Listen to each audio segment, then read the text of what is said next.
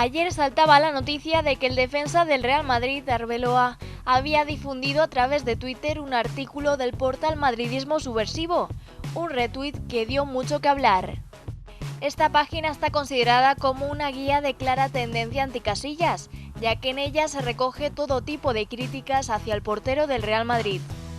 Afirmaciones como que es un cáncer para el equipo blanco o que su relación con la prensa va en contra de los intereses madridistas se recogen en la web que retuiteó Arbeloa. Un mensaje que echó más leña al fuego a una enemistad que afirma muchos y que viene de lejos. En concreto desde la época de Mourinho, ya que el defensa se posicionó del lado del portugués en la guerra de la suplencia de Casillas. Después del aluvión de comentarios y críticas, Arbeloa ha decidido publicar un tuit en el que afirma que cometió un error por no haberse leído las 98 páginas al completo.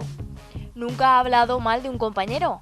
Pide disculpas a Casillas y a los aficionados madridistas que se hayan podido sentir ofendidos y les desea a todos feliz verano y una temporada llena de triunfos.